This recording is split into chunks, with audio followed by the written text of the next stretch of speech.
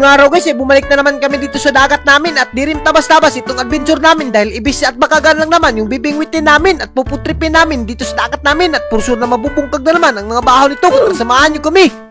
What's up sa inyo guys? For today's video dahil marami ang nag-request na babalik na naman tayo ng dagat at matagal-tagal na tayong hindi nakabalik kaya naman inandam na kaagad na Ivy at naghukad na kaagad siya ng babaunin namin. At sa puntong ito dahil matagal-tagal ko na hindi nadala yung duyan ko sa dagat kaya naman transisyon na kaagad tayo, initsa ko na. At ayan na nga, syukansi naman guys, talagang bumiyahay na kaagad kami. At sa puntong ito may nalabyan pa kaming nagtatrabaho dito at talagang sigurong nagugusla na sila. At ayan na nga, syukansi naman guys, ganyan lang talaga bumibiyahe kami ni Ivy dito papunta sa aming dagat at may nalabyan pa nga kami ditong bako at baka mabuang yung driver, impas tayo dyan, malaparo tayo ng bako. At sa puntong ito, mabot na nga kami dito sa tugbungan ng aming dagat at binilin lang namin ang aming motor dahil hindi talaga yan pwede palanguyin doon sa dagat. Kung pwede pa lamang ay dinala na namin yan dahil sobrang kapoy talaga magbaktas. At as you can see naman guys, pagdating namin dito at perfect talaga dahil taob-taob pa. At sa puntong ito ay nagpahuway muna kami dito sa tugbungan dahil mangunguha kami ng paon. At speaking of paon, yung papaon nga pala namin sa ibis ay mga lamang at namulit na nga ako dito sa Katunggan at napakarami ng lamang dito at libreng-libre pa. At sa puntong ito dahil nawala yung gakit namin, ito na lang muna yung kakawati namin na baruto at ayan na nga, naunlod pa nga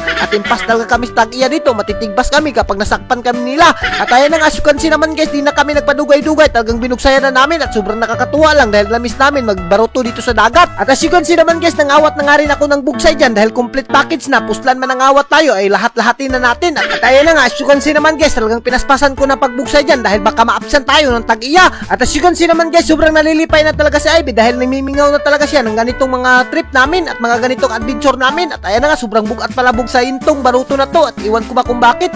At sa puntong ito may nadaanan kaming mga bata dito na naniligo talaga at ganito talaga yung mga ginagawa namin dati ni Ivy, parang bumabalik lang yung mga nakaraan namin. At sa puntong ito hinikot na kaagad ni Ivy para hindi maanod yung baruto namin at siyempre pumisto na kaagad ako at yung duyan ko talagang inandam ko na at namingwit na kaagad ako, nakakuha na ako dito ng 2 bisis. At ayan ang as you can see naman guys, sobrang nakakatuwa lang na mga couple goals namin ni Ivy na mamingwit ng ibis. Alam nyo ba guys, kapag namimingwit talaga kami ni Ivy ng ibis ay sobrang nakakatuwa lang at nalilingaw talaga kami dito kapag tumuto yung mga ibis at talagang nalilipay kami kahit maliliit yung mga ibis. Napakasarap naman talaga nito, i-food trip. At kapag namingwit talaga kayo ng ibis guys, dapat talaga taob-taob dahil sobrang nagugusla talaga yung ibis kapag taob at talagang gutom na gutom sila. At ayan ang asyukansi naman guys, talagang napakarami na nang yung kuha namin at sunod-sunod na at nalilipay talaga kami at sulbad na talaga yung mga paniud to namin. At asyukansi naman guys, medyo marami-rami na nga yung kuha namin kaya pinaspasan na namin dahil baka magusla na kami dahil malapit nang mag-alauna. At sa puntong ito dahil napakarami na ng ibis na nakuha namin at hindi na talaga namin maihap at yung iba nga ay sobrang dagko pa at si Ivy napakagaling rin naman talaga yung mamingwit ng ibis. At as you can see naman yung kuha namin guys, medyo marami-rami na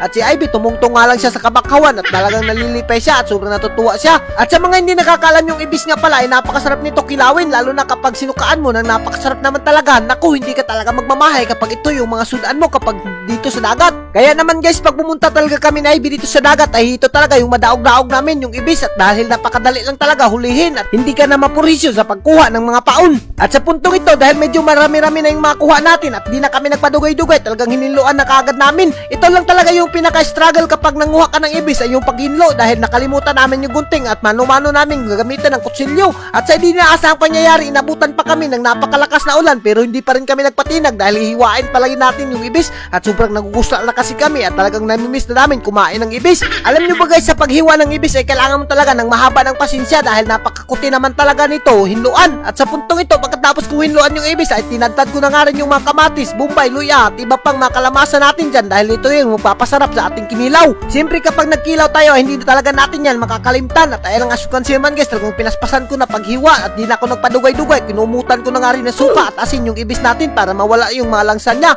At sa puntong ito, nilagyan ko na nga rin yung suka na napakasarap naman talaga at binitsinan ko na para mas maging masarap at maging malasa yung ating kinilaw. At siyempre hinaluan ko na nga ng konting lato natin dyan na napakasarap naman talaga at talagang mabubungkag na naman yung mga bahaw nito at maglalaway na naman yung mga marites. At as you can see naman guys, dinilawan ko na. Naku, napakasarap naman talaga kapag dito sa dagat mo pinudtrip yung mga ganitong ulam. At sa puntong ito, dahil tapos na namin tinimplahan, siyempre hindi na kami nagpadugay-dugay, talagang inandam na kaagad namin at sinimulan namin yung minebit namin na kainan. At ayan na nga, di ko na pinasaylo yung bahaw na napakasarap naman talaga. At as you can see naman guys, pati yung aninikad at pati yung mga lato na dala natin, naku, hindi na natin yan papasailuin. At speaking of papasailuin, pati si Ivy din na pinasaylo yung bahaw at binungkag niya na talaga. At as you can see naman guys, napakalakas naman talaga kumain ni Ivy ng lato at pati yung mga seafoods din niya na talaga pinasaylo. At ang laki naman talaga ng budiga ni Ivy guys pagdating sa kainan. At sa puntong ito, hindi rin tayo magpapalupig dyan. Siyempre dahil nagugusla na tayo at matagal na tayong hindi nakakain ng mga ganito, hindi na rin natin yan papasayluin. At napakasarap naman talaga ng food trip namin ni Ivy kahit kaming dalawa lang. At kung umabot ka sa video na to ay naku, huwag ka nang magpadugay-dugay at kumuha ka na ng bahaw mo at talagang simulan mo na yung kainan nyo. At paray sabay na natin bungkagin yung mga bahaw natin. At ayan ang asukwansi naman guys, talagang napakasarap yung kinilaw namin at di na namin talaga pinasaylo.